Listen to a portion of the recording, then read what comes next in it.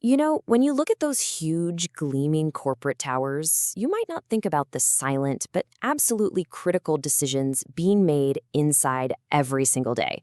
One of those choices affects how millions of us work and, more importantly, how the world's most valuable information is kept safe. So today, let's pull back the curtain on that very choice. All right, picture this. It's a Monday morning. The city is just waking up, humming with that familiar energy. And way up high in those skyscrapers, the digital heart of the global economy is starting to beat. But underneath all that routine, there's this one fundamental question that's echoing through the server rooms and boardrooms. And look, this isn't just some small technical detail. We're talking about a company with tens of thousands of employees scattered all over the globe. The answer they come up with? Well, it basically defines their entire digital fortress. It shapes how they can even function in a world that just doesn't stop. And here's the question. It's really the central dilemma of modern work, isn't it? How do our employees work remotely and do it safely? I mean, how do you give your people the freedom to be productive anywhere while at the same time protecting the crown jewels? All that sensitive data that's really the lifeblood of the company. Yeah, it turns out there are two main answers to that question, two paths that a company can take. One is called VPN. The other is Citrix. And these aren't just different technologies. They represent two completely different ways of thinking about trust, control, and security.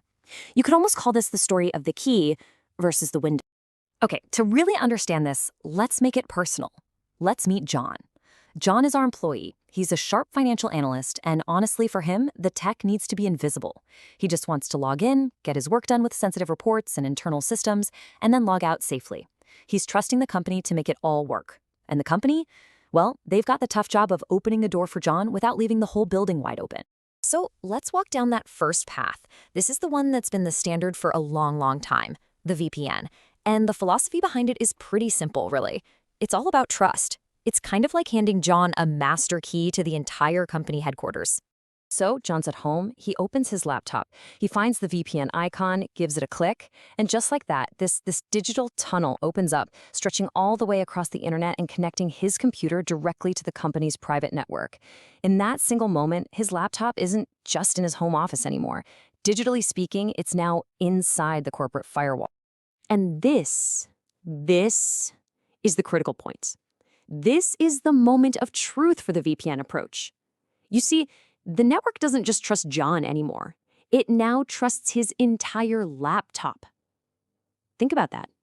Every single file, every application, every little process running on his machine now has a direct line to the company's most sensitive systems. The device itself has become a trusted insider. So that metaphor we talked about, it really holds up. The VPN is that master key. Yeah, it's simple, it's powerful, it unlocks everything. But that's also its biggest weakness. Because what happens if that key gets lost or stolen or copied? What if the laptop holding it gets compromised? Well, then the entire building is exposed. And that risk, well, that's the thing that keeps certain people up at night. So now our story is going to shift a little.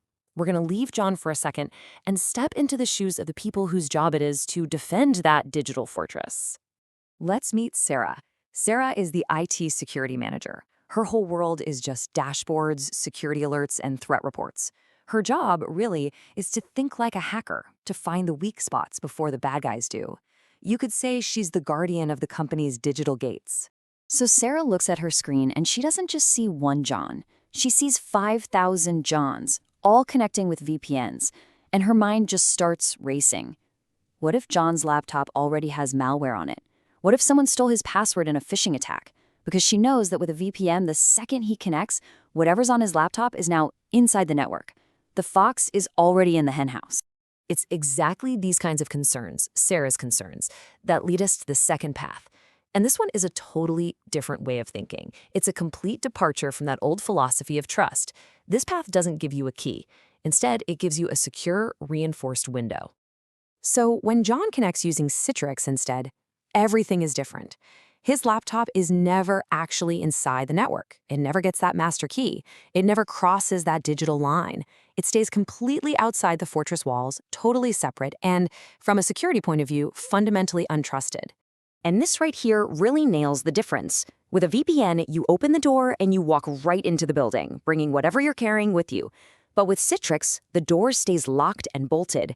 Instead, you're given a secure window to look and work through. You can see everything, you can interact with everything you need to, but you and your device never, ever step inside. Let's break this down even further, because this is so important. With a VPN, the actual work, the processing, all of it is happening on John's laptop.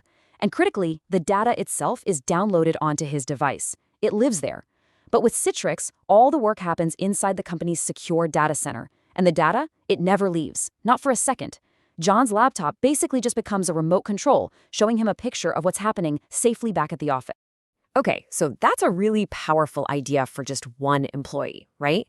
But now let's zoom out. Let's scale this up and see what it means when you're trying to manage an entire global company. And here's where we meet Michael. He's the IT operations manager. His reality isn't just one John. He's got 5,000 of them in different cities using all kinds of devices. Company laptops, their own personal computers, tablets, you name it. For Michael, the challenge isn't just about security anymore. It's about sanity. It's about how you can possibly maintain control and consistency at that kind of scale. So with a VPN model, Michael's world is, well, it's chaos. He's trying to manage 5,000 different laptops, each one a unique variable with its own software, its own patch levels, its own potential problems. It's just a never-ending storm of help desk tickets. But with Citrix, the whole picture changes. He only has to manage one single, perfect, central environment back in the data center. Every single user gets the exact same secure desktop. The chaos just fades away. The workload becomes manageable. Things become calm. So when it comes time to make the call, when the board of a huge company has to make this choice, what do you think guides their decision? It really boils down to one simple, non-negotiable idea. They're going to choose the path that doesn't just manage risk, but actively reduces it. They'll pick the one that gives them total, central control over their apps and data. They'll choose the path that lets them grow from 5,000 users to 50,000 without things falling apart. And most importantly, they choose the path that keeps their sensitive data safe and sound, right where it belongs. And really, this is the ultimate takeaway. For a big company, the conversation isn't about which connection is a tiny bit faster. It's about which approach is fundamentally, provably, and reliably safer. In the end, the scale always, always tips towards security. So let's end with this one thought because it really sums up the whole story. A VPN lets devices in. It trusts the device. But Citrix, it lets users work without ever letting their devices in. And in the high-stakes world of enterprise security, you know what? That single distinction, that makes all the difference.